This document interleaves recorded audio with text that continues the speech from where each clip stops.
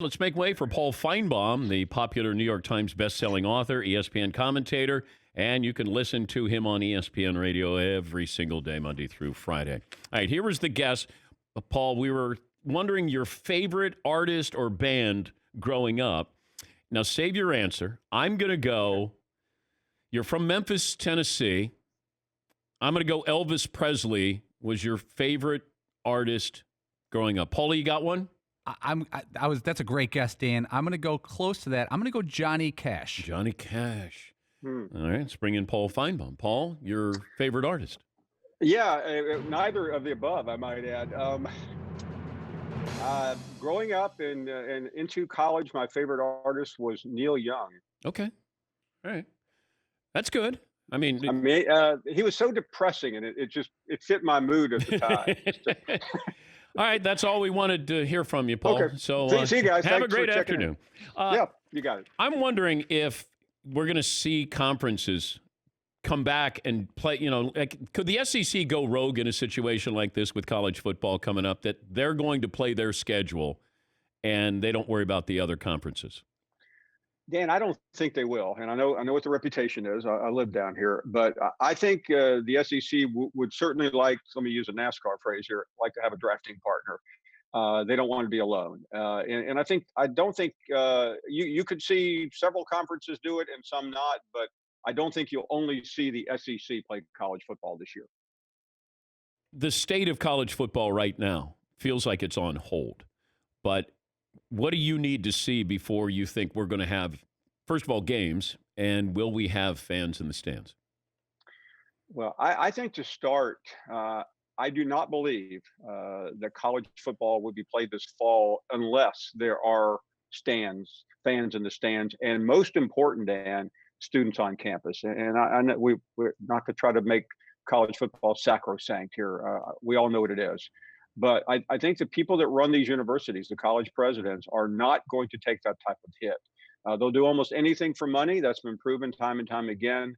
But I think the look would be so bad. And I've spoken to countless commissioners and athletic directors and coaches. And while there may be a desire and a need to play to stay afloat, I don't believe the overwhelming majority of colleges will play unless they can get students back. And I'm not talking about online. And that is why, now that the draft is passed and ultimately the Michael Jordan documentary will move on as well, I think the biggest sports question moving into the next 4 to 6 weeks is going to be college football, because it is a mystery. It's not like the NFL where you can quarantine and get players to sign waivers. It's real. And I've had parents of players call me on the air and say, I'm not letting my son play unless students are on campus. I mean, it is a really intriguing conversation.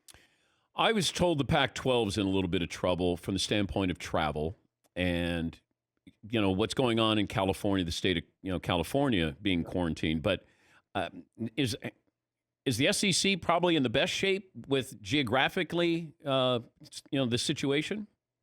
Yes. And I think in the SEC, I live in North Carolina, and my state, well, it's not my state, it's Michael Jordan's state, has not opened up yet. It's one of the few. But not to get too deep into ideology here, but most Southern governors have followed the lead from the president and have opened up.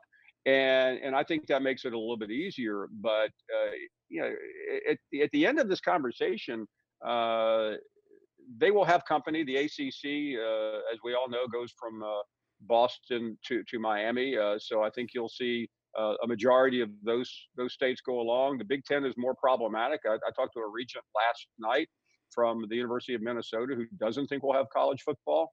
Who doesn't think a lot of things. So I mean, it's an amazing conversation, and I bet I've asked this question since March 12th 5,000 times and to commissioners and the like, and I don't know remains the most common answer. Yeah, well, I think we've been setting these arbitrary dates, and I say it's dangerous because it gives people this false sense of hope that it's there, or that it's like, hey, everything will be good by then.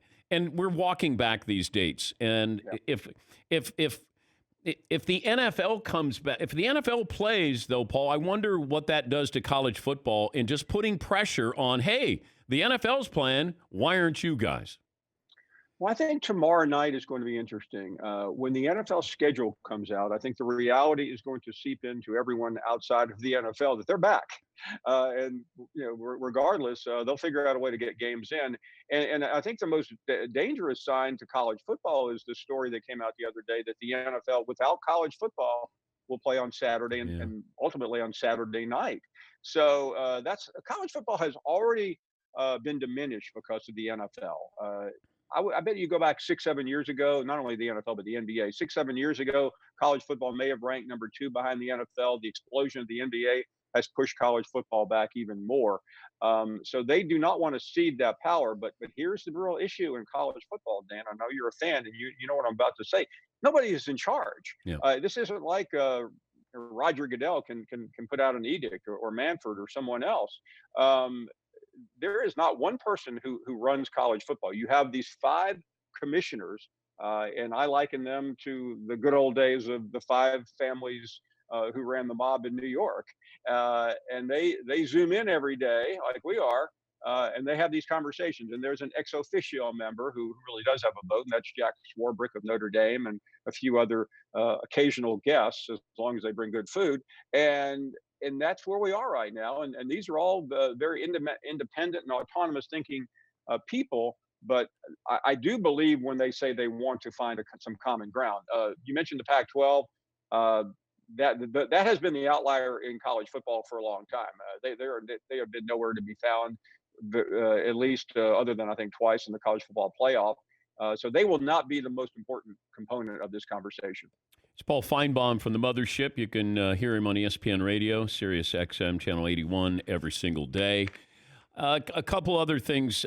This conversation is starting to emerge now about Trevor Lawrence and who's going to tank for Trevor Lawrence, like the Dolphins were tanking for Tua. If Joe Burrow came out of nowhere and had this wonderful season, maybe the greatest season of all time at that position. If you were, investing in stocks and I said I gave you Tua, Trevor, or Joe Burrow in the NFL, what would you invest in? I would invest in Trevor Lawrence. And we've already had the conversations about the other two, but I think he has the raw talent.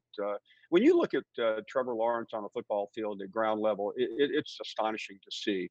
And he did not have a good year in 2019. I say that with his team being undefeated and only losing one game. I mean, but he was off. He pressed way too hard in the beginning. I think he was bored, Dan. I swear. He looked at the defenses, especially in the ACC, and said to himself, "I've got to challenge myself. I'm going to try to find the narrowest window I can to replicate what I'm going to do at the next level." And he struggled out of the gate. He found his rhythm later on. But I think he's the best of those three. Burrow is an enigma. And I still think he'll have a good career. I'm not sure. I think Joe Burrow will be a Hall of Famer. Tua is either going to be one of the greatest or bust. And there's no way of getting around that one. Yeah, the whole Trevor Lawrence, he can't miss. You keep hearing that, can't miss. It's like Andrew Luck. We see this occasionally, like once every generation. You have the quarterback. Andrew Luck was that. John Elway was that. I don't know if we've had another one, and then it looks like it's going to be Trevor Lawrence. Would you say that he fits into that category and the expectations? I do. And I think he don't forget he has a really good cast around him and has had that at Clemson. But there's just so much raw ability there. And I will add one more thing. I know you haven't, but Justin Fields is someone to keep your eye on as well. I realize that that's not breaking news. I think he's the number 2 pick to win the Heisman. But 2 years ago, he was in a backup position at the University of Georgia.